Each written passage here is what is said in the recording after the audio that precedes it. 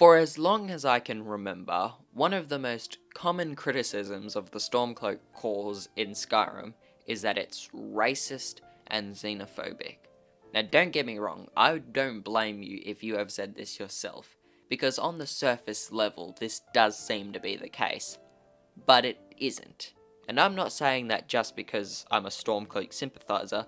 In fact, I stopped believing the idea that the Stormcloak cause is xenophobic before I actually started supporting it myself.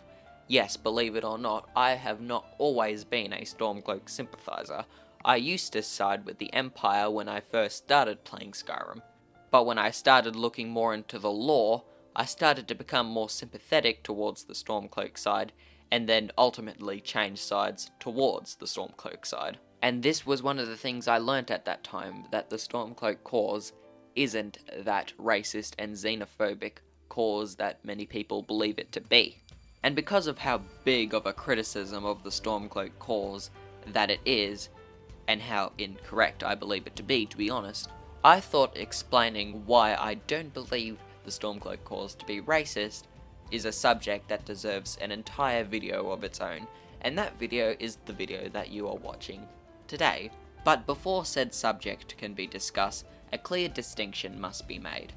I am not arguing against the idea that there are members of the Stormcloak cause that are racist and xenophobic, because of course there are. I'm not even going to argue against the idea that the Stormcloak cause has more xenophobes in its ranks than the Imperial Legion does, because that much isn't obvious per se, but it is likely considering what Windhelm is like. Those two observations are a separate issue. And I feel like this is a mistake that many people make when they use the argument that the Stormcloak cause is racist. You cannot prove that the Stormcloak cause is racist because it has racist members. No, instead you have to prove that the cause itself has a pro-Nord, anti-non-Nord racist agenda. No, instead you have to prove that the cause itself has an inherent pro-Nord racist agenda.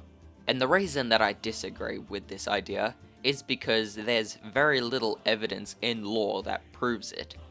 But there is some that implies the idea, I will admit. For instance, many argue that the motto, Skyrim belongs to the Nords, and that the Stormcloaks base their ideology around said motto, is racist.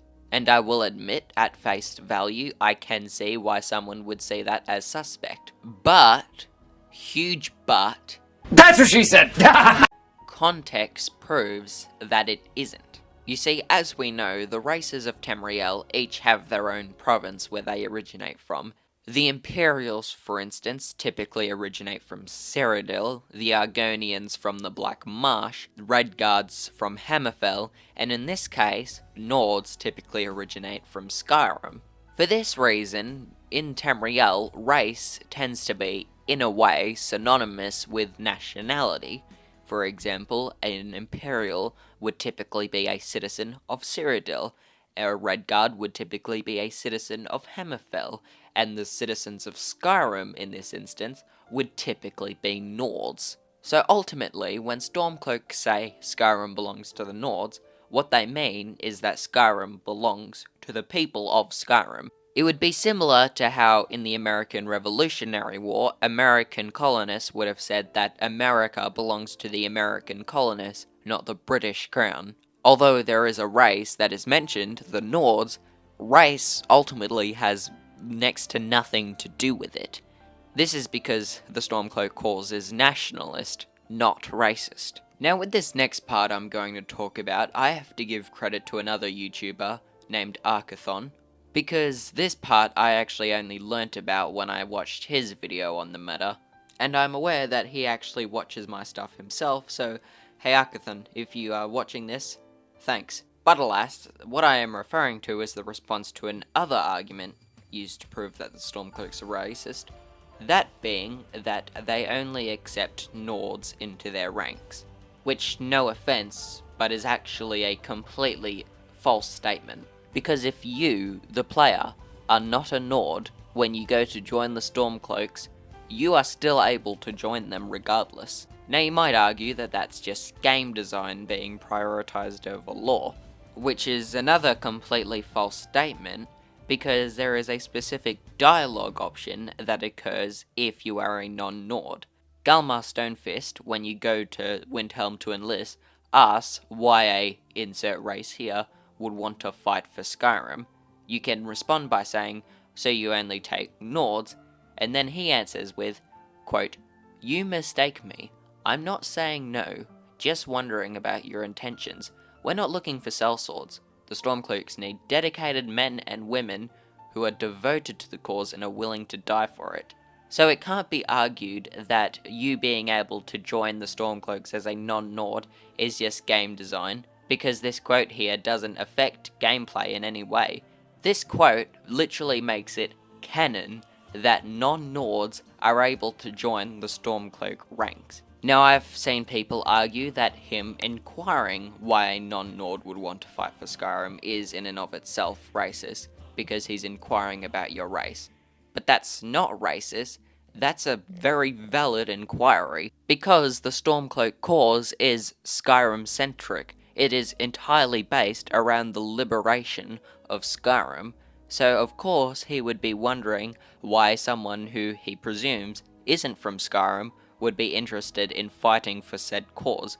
And I've seen people argue that, well, yeah, maybe he'll let you join as a non-Nord, but he makes you go through a trial where you have to kill an ice wraith for it. Yeah, you have to do that trial even if you are a Nord. And you can't argue that that's also just because of game design. Bethesda didn't want to take out that bit of gameplay from the Civil War questline, because there are occurrences where they do that because of race. For example, if you are an orc, you will be permitted into orc strongholds without having to do anything.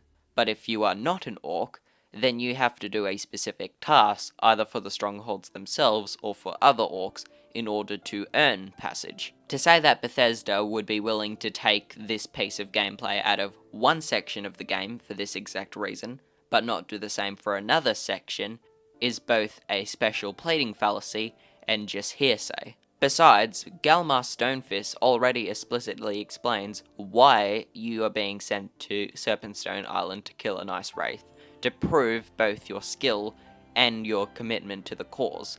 So if you say that this is due to bigotry, then the evidence is on you to prove that Galmar Stonefist is lying. So I hate to be blunt, but this reasoning has zero merit. So once again, thank you Arcathon for that little piece of information, and also I apologize if I'm pronouncing your username wrong. Now I wish to talk about another subject, if whether or not Ulfric Stormcloak himself is racist, because that is another thing that is widely believed. But before I can answer that, another thing must be distinguished. Even if Ulfric Stormcloak himself is personally racist, that doesn't necessarily prove the cause to be racist, because Ulfric Stormcloak isn't necessarily having all the features of his personality, such as his alleged racism, being realised in the policy of his cause. For example, another criticism of the Stormcloaks is that Ulfric doesn't really care about the cause, he just wants power.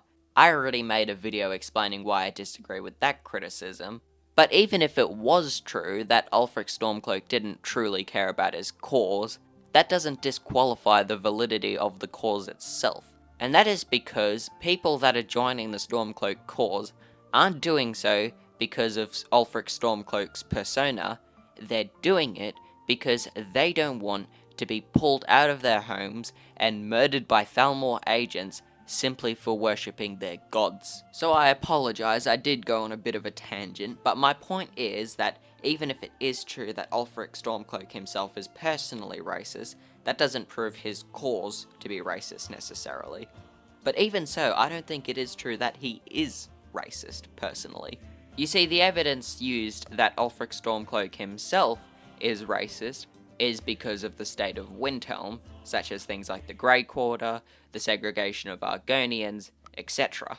But when it comes to that, one thing I would say is that if Ulfric Stormcloak was racist to any of the races in Tamriel, it would be the High Elves, because of what the Thalmor did to him personally, as well as just what the Thalmor are, and the Thalmor are predominantly High Elves, as well as Wood Elf and Khajiit. and yet all the High Elves that live in Windhelm live very comfortable lives. Despite that the High Elves too have complained about the bigotry that they received from the citizens of Windhelm, because once again it is true that the citizens of Windhelm are very racist and bigoted. But if Ulfric Stormcloak himself is bigoted, then how come he isn't passing bigoted racist legislation against them of all Tamrielic races? And when it comes to the Grey Quarter, there's actually a massive misconception about that. You see, the Dark Elves are not actually forced to live in the Grey Quarter by Ulfric Stormcloak. Instead, the Dark Elves started moving to the Snow Quarter turned Grey Quarter since the eruption of Red Mountain, which was 196 years ago. And Ulfric Stormcloak gets a lot of blame for the current conditions of the Grey Quarter, despite that he doesn't deserve any of it. My reasoning for this is mainly a book in-game called The Scourge of the Grey Quarter. This book, which you can find in-game, is an analysis of the Dark Elf refugees that moved to both Riften and the Snow Quarter turned Grey Quarter in Windhelm. The Dark Elves that moved to Riften assimilated into Nordic society and prospered as a result, and by contrast, the Dark Elves that moved to the Grey Quarter did the opposite. They tried to turn the Grey Quarter into their own little slice of Morrowind, not integrating into Nordic society, and because of that, they did not prosper, because of course, Windhelm did not return the offer that they were not previously given. A lot of people have argued that this book has a lot of anti-Dark Elf bias, which is true, but that doesn't prove it to be wrong. There's no such thing as an unbiased source, and the statements made in the book can be easily proven in gameplay. For example, the Dark Elves themselves admit that they refuse to help Windhelm in the Civil War effort, saying it's, quote, not their fight. You see, if they integrated into Nordic society, that would make it their fight by default, so that proves that they didn't integrate. So why exactly should Ulfric Stormcloak go out of his way to help the Dark Elves when they didn't return the favour when Skyrim helped them the first time by allowing them in?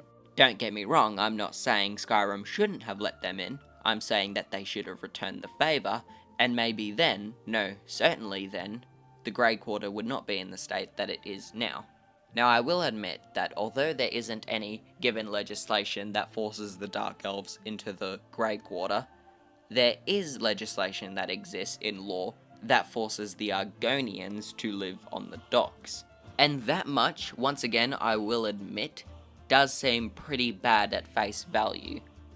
But once again, context matters. As I said before, Red Year, when Red Mountain erupted, was 196 years ago in 4th Era, Year 5. What happened the exact following year was the Accession War, when the Argonians invaded southern Morrowind. Now for us, 195 years seems more than enough time to let bygones be bygones, but we must remember that Dark Elves are able to live that long. In fact, the average lifespan for all elves is about 200 to 300 years. Some can live up to 1,000. And so, because Windhelm has a significant Dark Elf population as a result of the Dunmer refugee crisis, many of the Dunmer in Windhelm may still remember the Accession War and still have resentment towards the Argonians as a result of it.